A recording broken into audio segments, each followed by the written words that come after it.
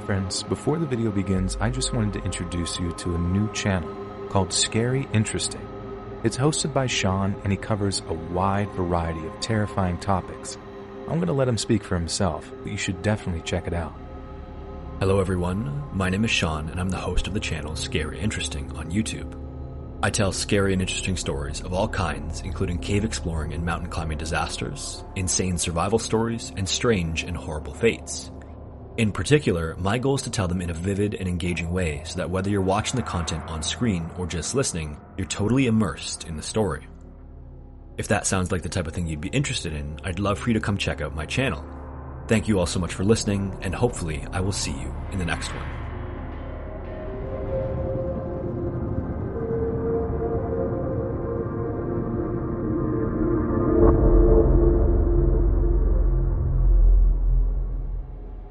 A few years back, me and an old hiking buddy reunited to try and complete one of the scrambles on the Heart Mountain Horseshoe Trail here in Alberta.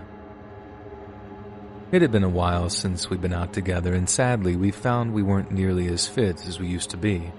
So after hitting the wall fairly early on, we decided that we'd stick to some of the easier trails and give some encouragement to the other climbers we passed on our way.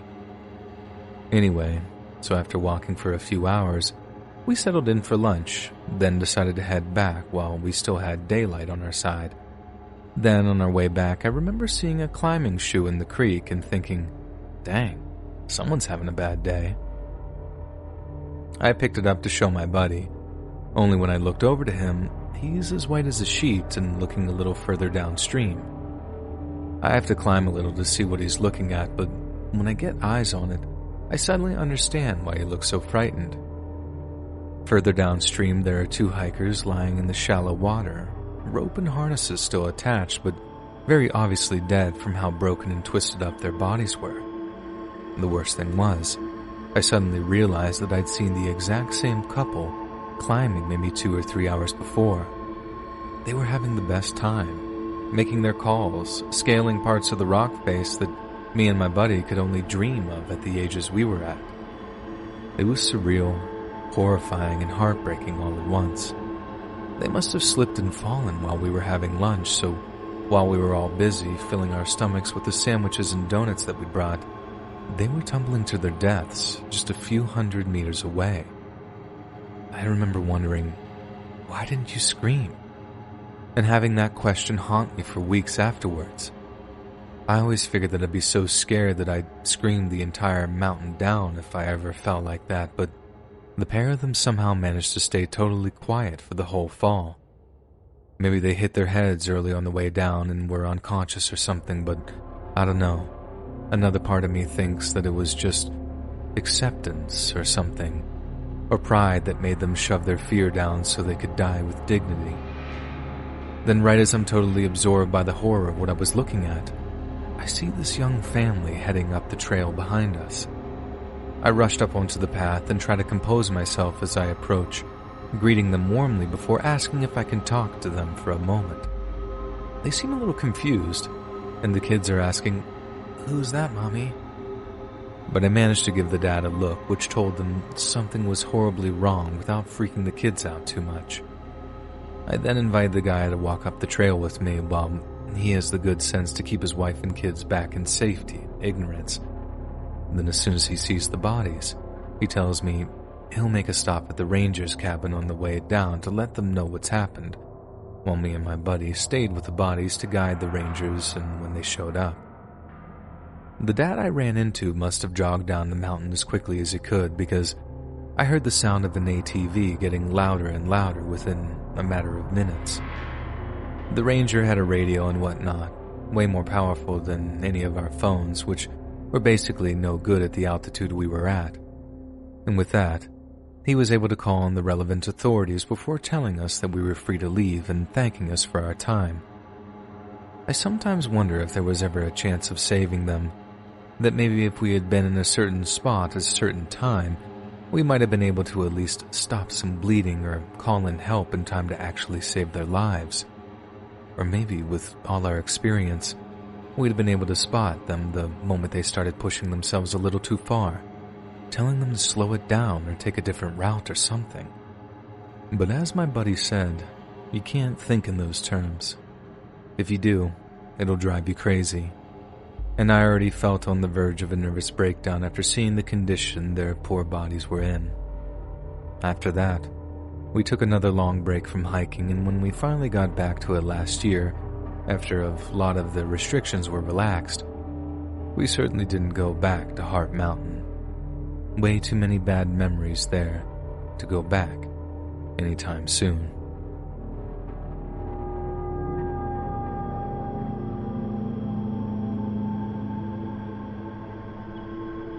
Me and my buddies are huge into hiking, and although we don't go so much anymore, we used to get at least 1 or 2 trips in every summer, heading out to various bucket list hiking spots all over the US. For the most part, the scariest thing to happen to us was having to take those outside poops, which, believe me, can be truly terrifying sometimes when you don't have the right kind of tree to balance yourself on. But this one time, we did find something that seriously creeped us all out, and that I find myself thinking about every so often. Even all these years later, it still sends shivers down my spine whenever I think about it. This happened in Yellowstone about 8 years ago, and after setting up camp on some lower terrain near a lake, we decided to hike up the mountains at almost 10,500 feet above sea level. The views were incredible, but when we were up there, one of my buddies calls out to come look at something he'd found, and when we do, we see that he's found a horse skull. There was no meat left on it. Like, the thing was totally bone dry, so we take some pictures of it, joking about how spooky and Old West it looked, then headed back down to camp. We get back to camp, and we're all sweaty, so we decided to head down to the lake to take a dip so we could get clean. We didn't want to see each other all naked and stuff, so we decided to really spread out along the shoreline.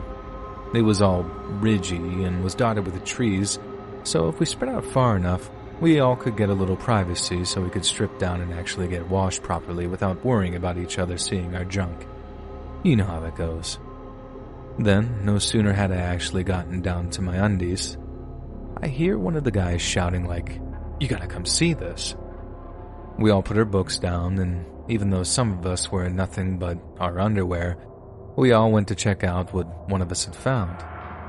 I remember having to climb up this little ridge so I could get to where he was calling from, but when I did, the thing was big enough that I didn't have to walk any further to see what he had seen. It was a horse, a dead one, and it was missing its head. As you can guess, we instantly started thinking that the horse skull that we'd found was the one missing from our dead horse. But we basically had to dismiss that idea based on one big reason. Like I said, the horse head was completely clean of any meat, and it was totally dry, whereas the headless horse we found was still rotting. I don't know if there's a way of stripping all the meat from a skull and drying it that fast, but it seemed kind of unlikely that the two were connected. Besides, there's plenty of wildlife around Yellowstone that might rip a stray horse's head off, right? Then suddenly, as we're all stood around gawping at the dead horse, one of us is like, "Dude, is that film?"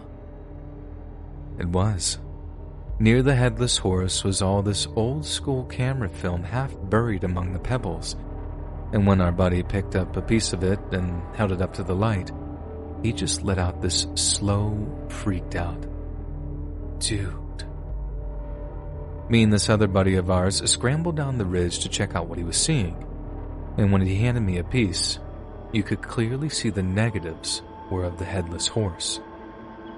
We spent a whole minute just passing the negatives around in silence, each wondering who would take pictures of something like that, especially with an old-school camera when almost everyone under the sun has a zillion megapixel camera phone. Then we started to wonder if the person responsible for taking the pictures was also somehow responsible for actually cutting the horse's head off or something. In which case, how did they get the skull like that? Or maybe they'd done it before and the dry skull was from a completely different occasion. Then it dawned on us. The film had some pebbles over them, and it sure made it look like they were half buried and had been there for a while. But then again, there was hardly any damage or wear or tear to them, so it was more than likely that whoever had left them there had deliberately weighed them down to stop them blowing away or something. But that meant that they'd only been placed there recently, which meant whoever took the pictures might still be around somewhere, maybe even somewhere close. That's when we started to get really spooked, because it was all one thing to find something so weird out there in the middle of nowhere, another thing entirely when we might run into the person that did it. We got out of there pretty fast after that. Even though we were exhausted, we knew better than to hang around the area and take a chance when it'd be much safer to just suck it up and relocate. I don't think that I've been able to sleep knowing some kind of monster was even within a few miles of us. It was definitely the weirdest and creepiest thing we'd ever ran into while out hiking, and although it was just the one time anything like that happened, it certainly made a huge impression on us. After that, we were always very much aware that national parks don't just attract wholesome hiker types. They can attract some pretty messed up people, too.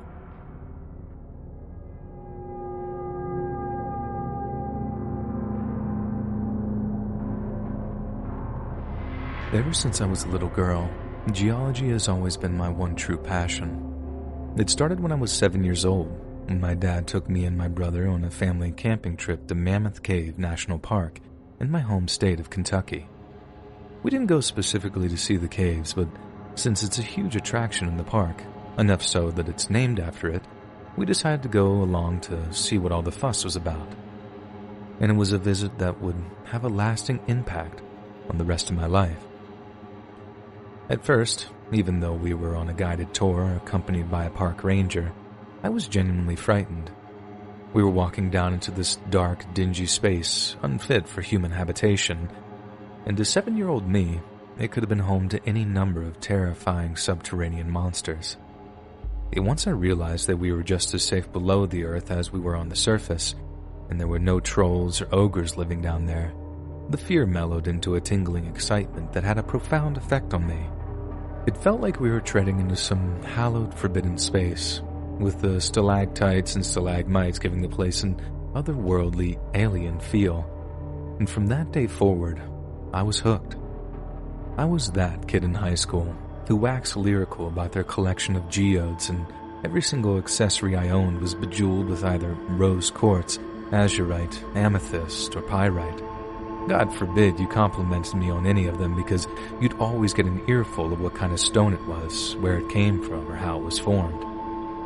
Naturally, I had my heart set on getting a degree in geology before I'd even entered into high school, and a few blissful years of immersing myself in my favorite subject, I decided I didn't want to leave. That's how I ended up becoming a research fellow at the University of New Mexico's Department of Earth and Planetary Sciences, with my specialty being field research. However, it was through my field research that I ended up going on the second caving trip that ended up changing my life.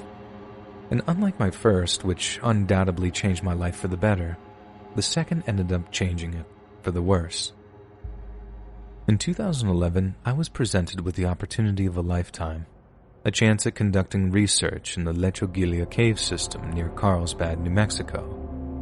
To understand why this was such an amazing opportunity for me, I have to give you a little bit of backstory regarding the cave's history, and since I feel like I've already given you my life story, I'll try to keep it as short and sweet as possible. Up until the mid-'80s, geologists believed that Lechogilia was just a small, insignificant cave full of nothing but dry, dead-end passages. But in 1984, a group of cavers discovered that not only was Lechogilia actually the 8th longest cave system in the world, but it was the deepest in the entire United States. So far, geologists have mapped over 150 miles of caves and tunnels that extend almost half a mile beneath the earth, and it's still not completely explored. Access is limited to approved scientific researchers, survey and exploration teams, and it can sometimes take literally years for the Bureau of Land Management to grant permission to conduct a research assignment. Knowing that, I'm sure you can imagine my excitement when I hear that not only is it our department that's been granted permission, but I'm one of the first researchers to be chosen to conduct research. But even so, all was not set in stone, and I had to jump through a bunch of hoops to guarantee my place in the team. As some of you might know, caving can be extremely dangerous, even to experienced field researchers such as myself. And with that in mind, each potential member of the field team was subjected to a rigorous medical examination to ensure that they were fit and well enough to be chosen.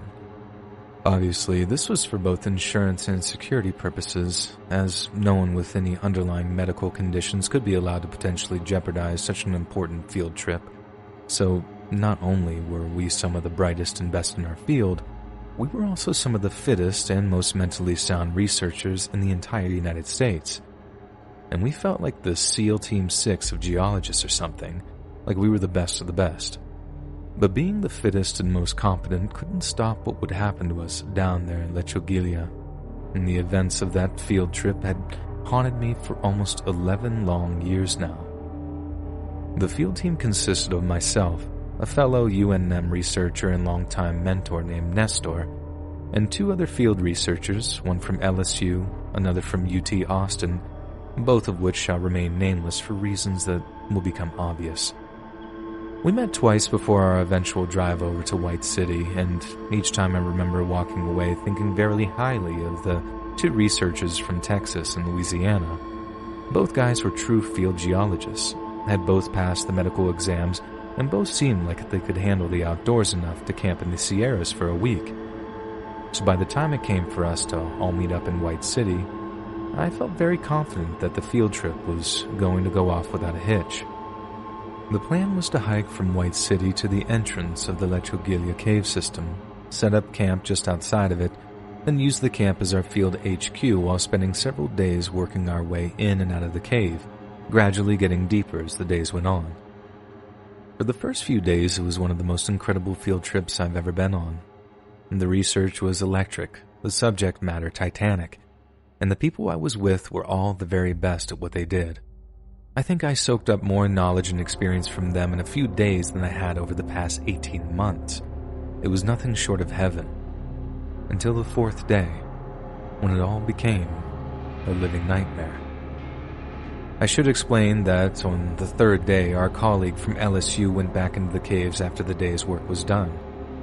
We were all absolutely exhausted from the day's caving, but for some reason the guy from LSU wanted to head back into Lechogilia to head a little deeper into the tunnel that we hadn't explored yet.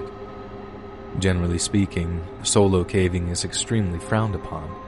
It's seen as irresponsible and overly dangerous, as if you get stuck or trapped somewhere, there's no one to help you or report that you're missing.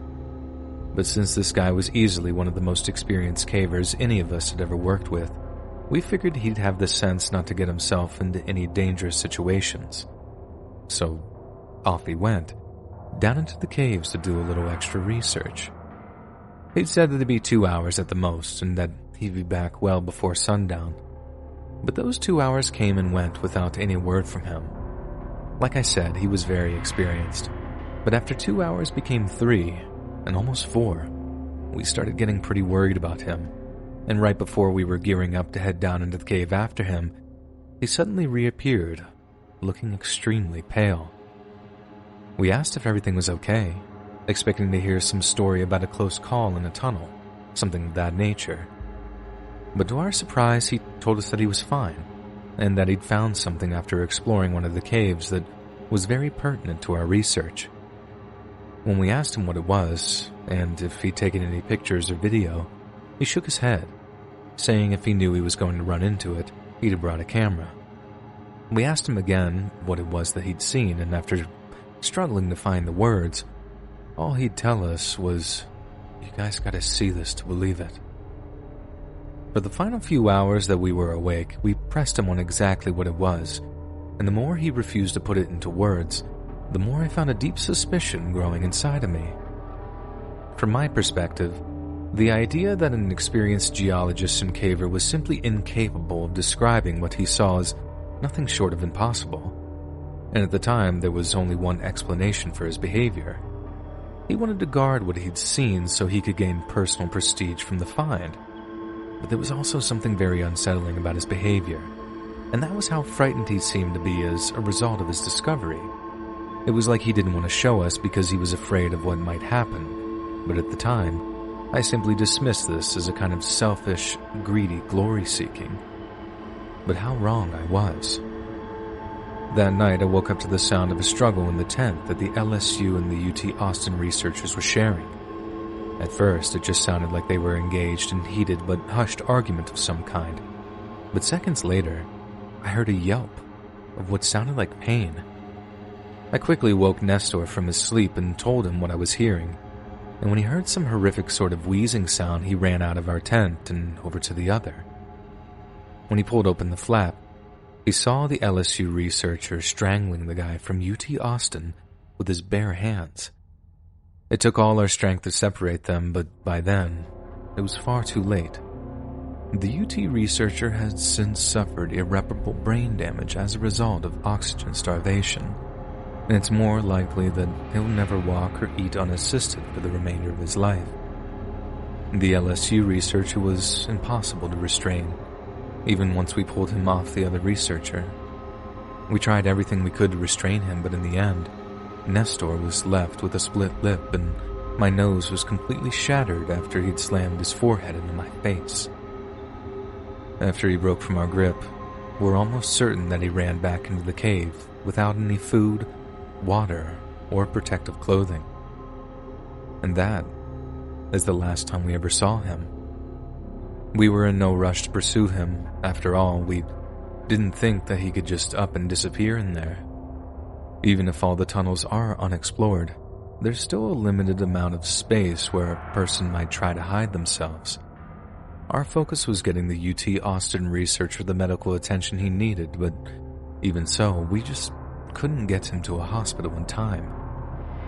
As for the LSU researcher, his body was never recovered.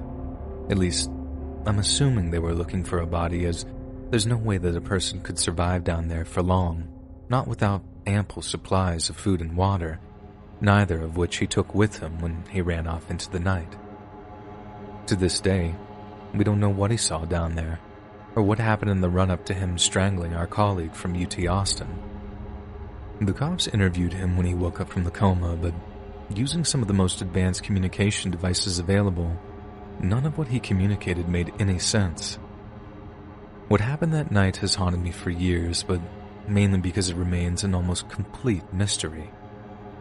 There's only one thing I'm certain of, though, and that's whatever caused the violent outburst, it was caused by something the LSU researcher had seen down in the Lechagilia cave system. And whatever it was, despite all my collegiate curiosity, I sincerely hope it stays buried forever.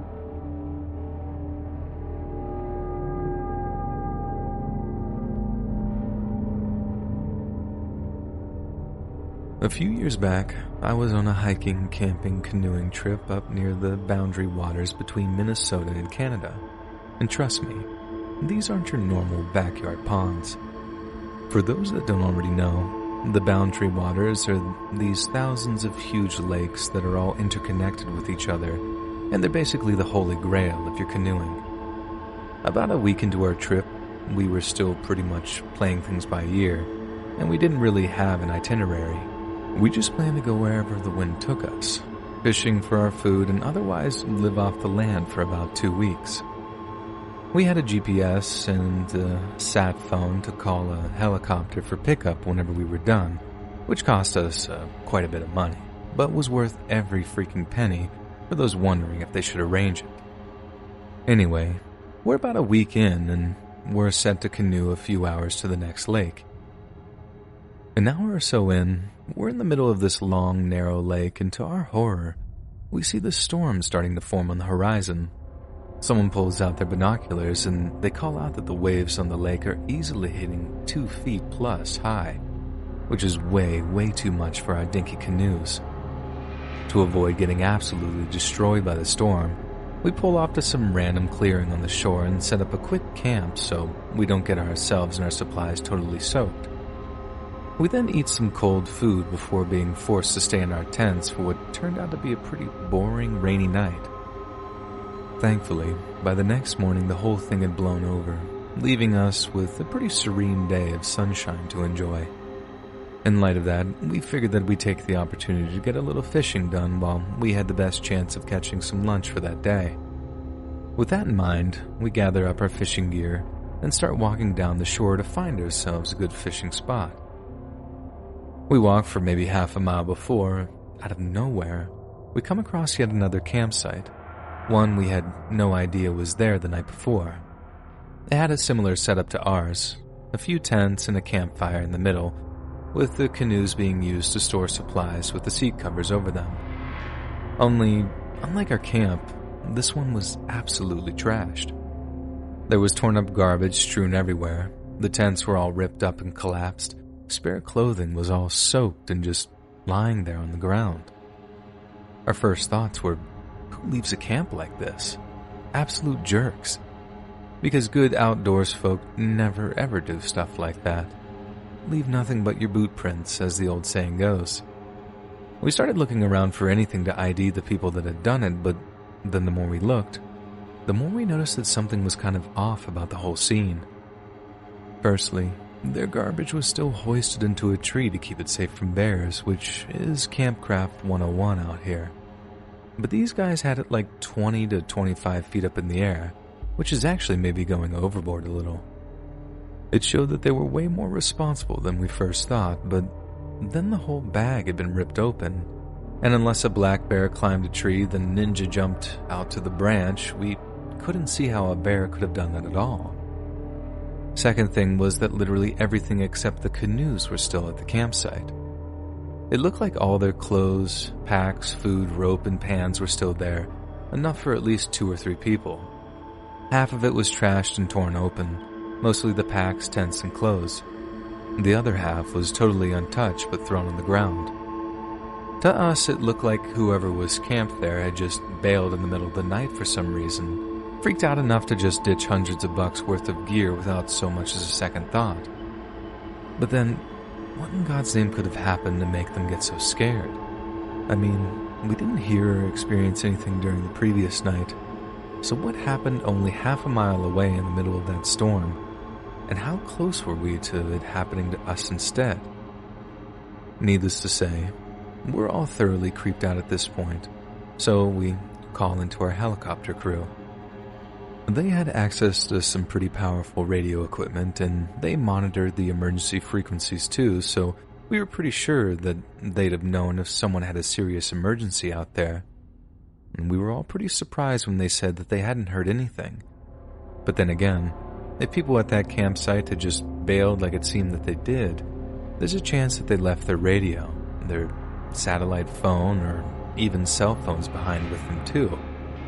Besides, if something really bad had happened that night, something life-ending, then that would explain why no one had called it in. Eventually, we just left everything and moved camp. Everybody was pretty upset by it, and a day or two later, we ended the whole trip early because it seemed like nobody wanted to be out anymore. I mean, myself included, there was no way I wanted to be out there with stuff like that going on. Every single one of us was extremely unsettled, and we just couldn't seem to focus our minds on anything else. It was without a doubt the single most creepiest thing I'd ever seen on a camping trip before. And what's just as messed up is that we didn't get a single ounce of closure from it. To this day, we're all still in the dark about it, and there's a number of things that still weigh on my mind. At first, we all thought it was just a bear attack. I say just a bear attack, and I know those are obviously really bad, but stuff just didn't make sense enough to line up with that theory. For starters, bears tend not to leave any food uneaten. Even black bears, the smallest kind, have one heck of an appetite when it comes to free food, so it makes absolutely zero sense considering that there was so much untouched food left over at the camp.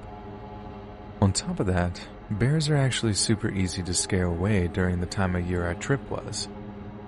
When they have cubs with them, or just after hibernation, that's when things get nasty.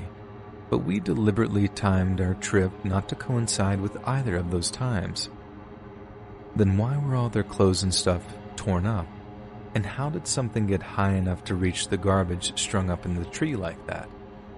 I mean, it's not impossible that a black bear could have ninja'd its way out to a branch, but It'd have to be the most desperate, rabid black bear in the history of black bears. I've done a lot of other camping and hiking, rafting and biking all around the country, and although I've definitely seen and experienced some crazy, adrenaline-pumping stuff, nothing I've ever seen or experienced has left me so completely creeped out before. I hope I never run into anything like that again, but more importantly, I hope whatever did that to that camp stays far, far away from anywhere I am.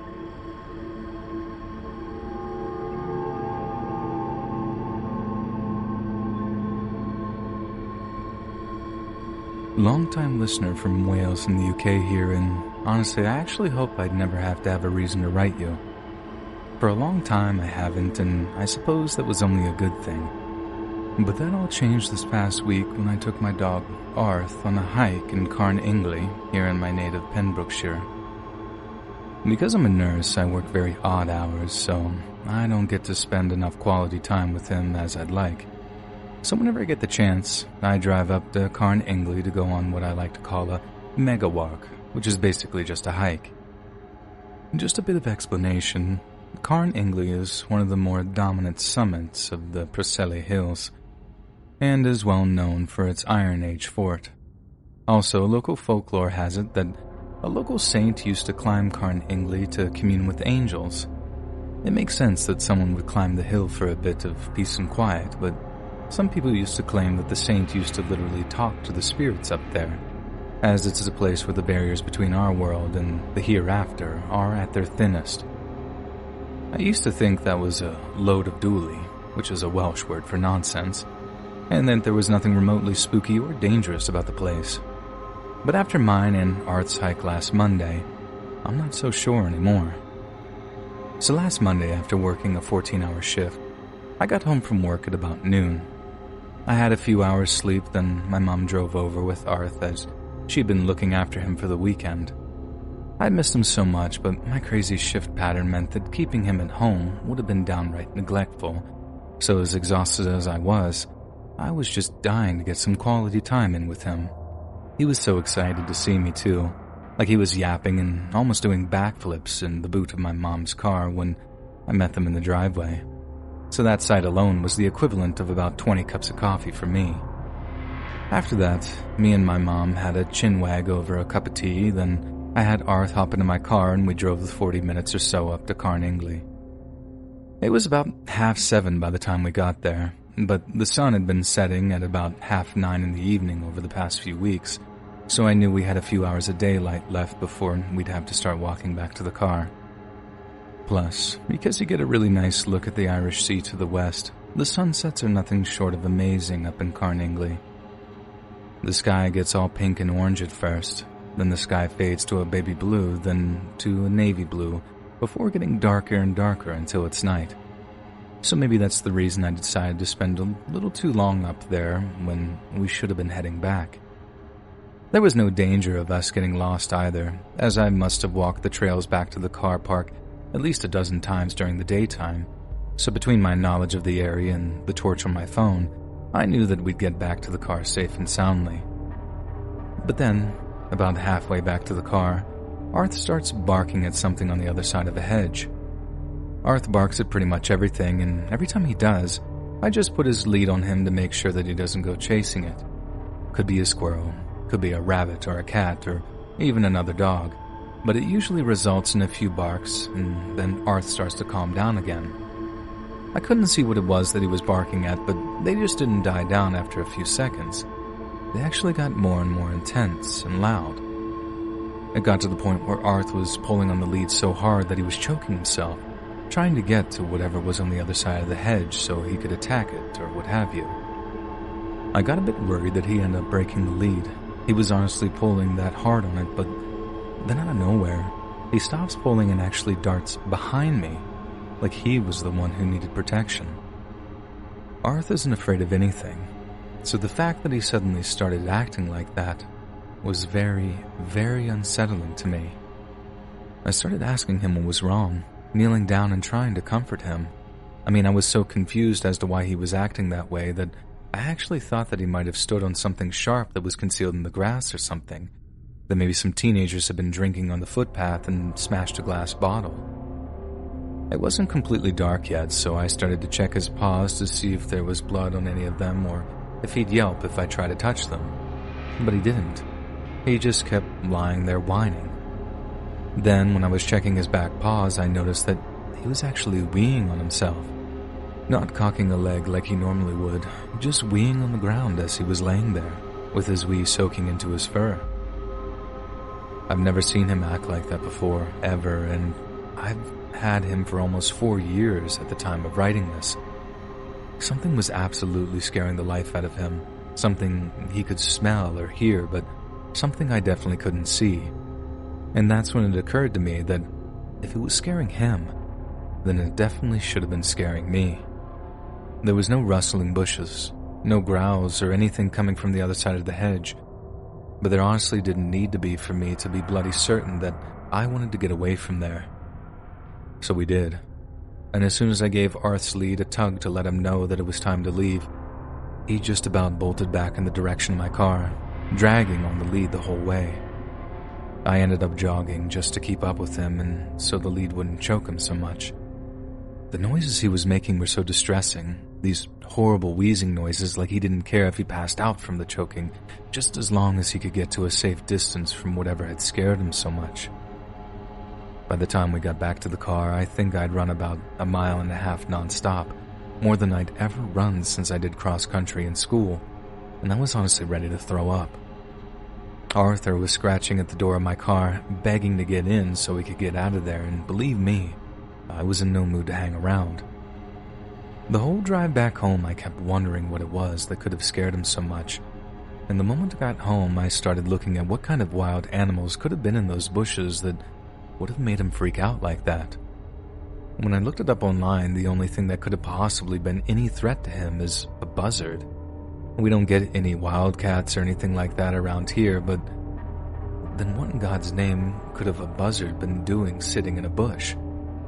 And I honestly don't think Arth would have been that scared of one even if he'd seen it up close or in the daytime.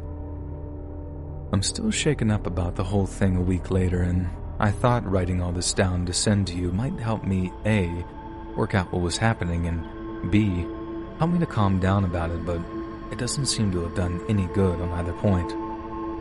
The only thing I'm certain of is that I don't want to go around Carn Ingley anytime soon, especially not after dark. I'm not saying that it was some weird monster or anything remotely supernatural, but whatever was happening, it scared my poor Arth enough to make him completely freak out, which I feel is a pretty good indicator that we were definitely in some kind of danger. But that's what makes me unable to get it off my mind, and what keeps me going back to Google to look what could have happened. As crazy as it sounds, a woman claimed to have been chased by a wolf in North Wales in 2013, and since 2011, there have been 10 different reports of people spotting big cats that look like panthers, puma, or a lynx.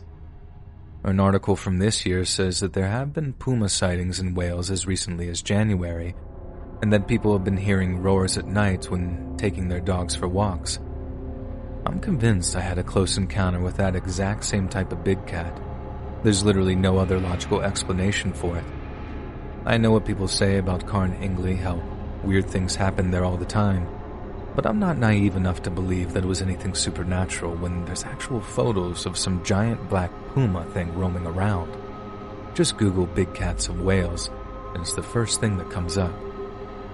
So how close was I to getting attacked that night, and if I did get ambushed by some hungry puma, I don't think Arth would have been in any position to defend me. If you ask me, someone needs to do something about it before someone gets hurt, and the fact that people are dismissing the whole thing as just silly rumors is literally going to get someone hurt, or get their pet killed.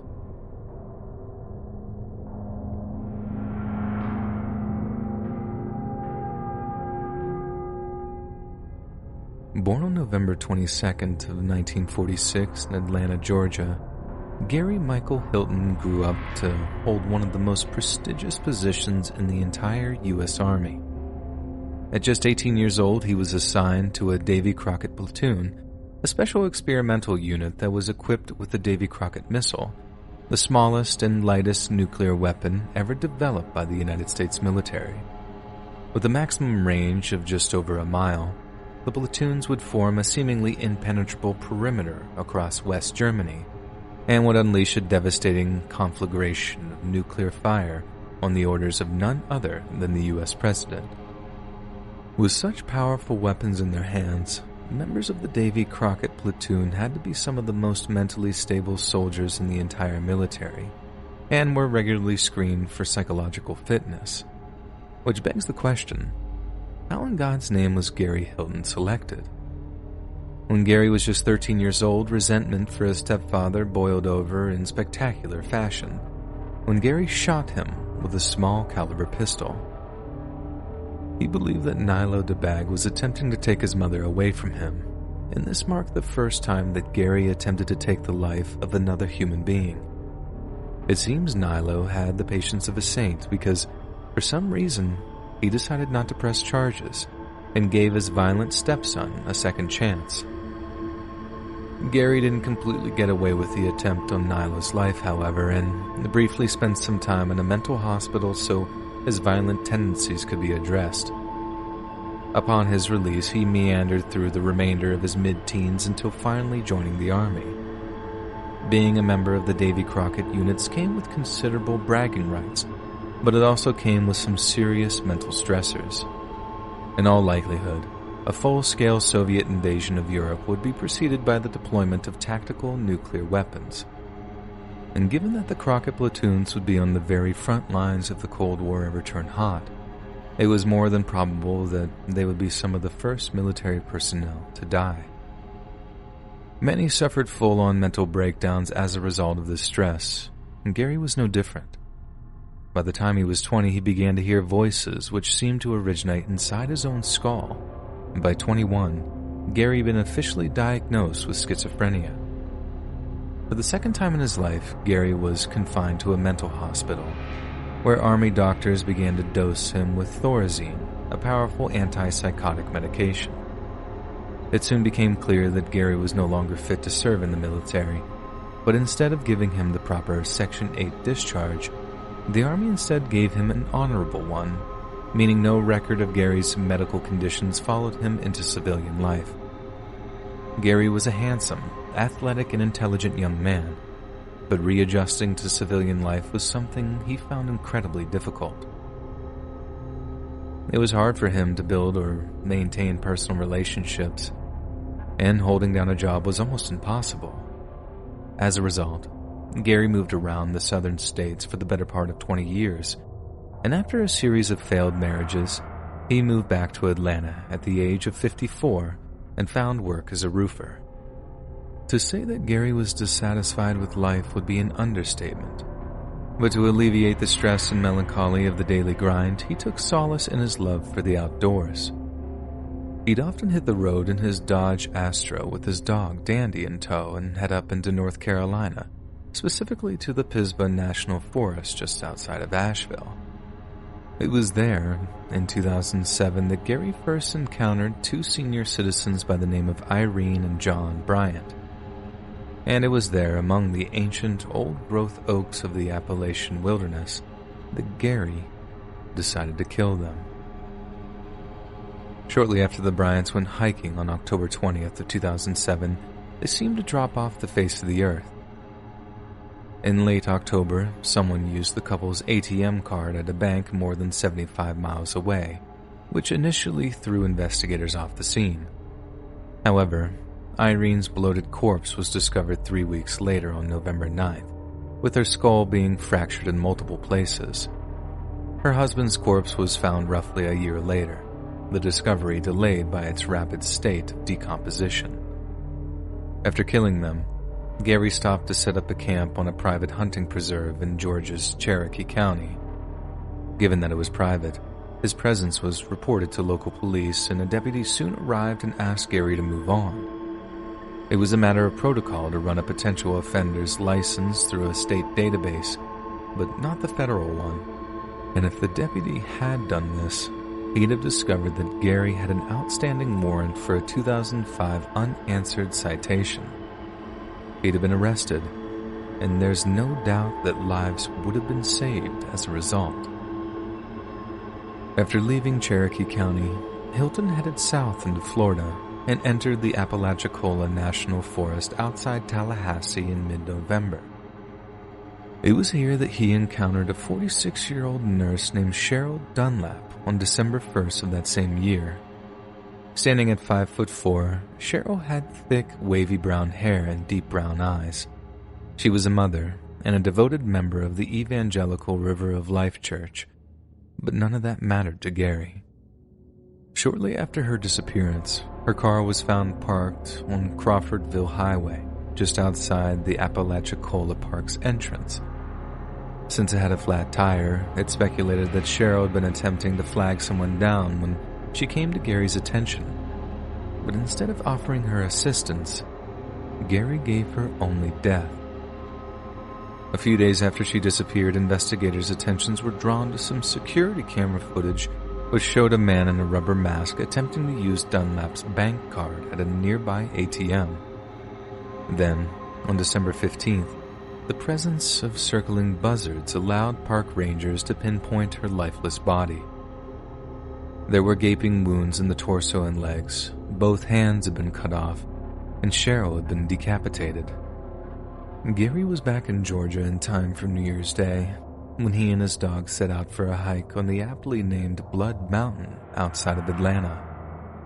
This is where he ran into 24-year-old Meredith Emerson, a University of Georgia French graduate who was also enjoying a New Year's Day hike. Meredith initially resisted Gary's attempts to abduct her, but despite her martial arts training, she was unable to fight off her formidable opponent for long. Once subdued, Meredith was frog-marched down the mountain to where Gary had parked his van. Once inside, she was tied up and held prisoner for days on end. Yet the abduction was not without witnesses, and those who saw the suspicious sight of a young woman being forced into a van swiftly contacted the relevant authorities. As news of the abduction swept the nation, it quickly caught the attention of a man named John Tabor, Gary's former employer. Shockingly, Gary actually called John Tabor in the aftermath of Meredith's abduction, asking him for an advance on his upcoming paycheck. Tabor reported the call to the police almost immediately, allowing them to trace it to a pancake house off of Blood Mountain. But by the time they arrived, Gary and Meredith were long gone. A few days later, in Georgia's DeKalb County, Gary was spotted in a parking lot, removing items out of his van and tossing them into a dumpster. Seeing as his picture was all over the news, a member of the public quickly recognized him, and they contacted the local police. Sheriff's deputies rushed to the scene, lights and sirens blaring, giving Gary no time to escape. He must have known the jig was up, as he offered no resistance as police put him into custody. Within an hour or so, Gary was in a police interview room, giving full and frank confession almost immediately and seeking to make a deal with investigators. In exchange for his confession, as well as leading police to Meredith's body, Gary would swap the death penalty for life in prison without the possibility of parole. A few days later, while under heavy police escort, Gary led authorities to a remote road in Dawson Forest, just over 30 miles south of Blood Mountain. There, he showed them to Meredith's shallow grave. Just like with Cheryl Dunlap's corpse, Meredith had been decapitated. When asked why he committed such an obscene act of mutilation, Gary answered that it was simply to obscure identification. Yet just as police in Georgia were piecing together the murder of Meredith Emerson, Florida law enforcement were doing the same with Cheryl Dunlap, and through shared information, they determined that the woman's killer was the exact same man. But unlike authorities up in Georgia, a deal was most certainly not on the table in Florida. In fact, they had a fast track on the death penalty at the time of Cheryl's murder. There was no question that Florida would seek to execute Gary Hilton for his crimes, but the question remained over whether or not Gary was simply evil, or if his life experiences had twisted him into one. A journalist met up with a childhood friend of Gary's named Dino Sclafani. Dino spoke of a band that Gary had played in during his high school years, and how he had showed genuine talent and thoughtfulness. One of Gary's former girlfriends was also contacted, but she had a far darker tale to tell. She told the journalist that Gary once confessed to having an incestuous relationship with his mother while he was just a child, and how that could have contributed to his apparent hatred for women. In February 2011, after 2 years of pretrial hearings, Gary was convicted of first-degree murder and officially given the death sentence. Yet unlike his victims, who were condemned to death at the very moment Gary lay eyes on them, the universe would find a perverse judicial way in which to show him mercy. In January 2016, Associate Justice Sonia Sotomayor declared Florida's death sentence fast-track to be unconstitutional. Suddenly, all executions in Florida, including Gary's, were put on hold. The Florida legislature is currently drafting a new law in accordance with the U.S. Supreme Court decision, and until then, Gary Hamilton simply has to sit and stew in vicious uncertainty, just as Meredith Emerson did during her time in captivity, when she wondered if the hike on Blood Mountain would be her last. Hey friends, thanks for listening. Click that notification bell to be alerted of all future narrations. I release new videos every Monday, Wednesday, and Friday at 7 p.m. Eastern Standard Time. If you get a story, be sure to submit them to my subreddit, r/Let'sReadOfficial, and maybe even hear your story featured on the next video. And if you want to support me even more, grab early access to all future narrations and bonus content over on Patreon, or click that big join button to hear about the extra perks offered for the channel. And check out the Let's Read podcast, where you can hear all of these stories and big compilations and save huge on data, located anywhere you listen to podcasts. Links in the description below. Thanks so much, friends. And remember to finish your chicken talons.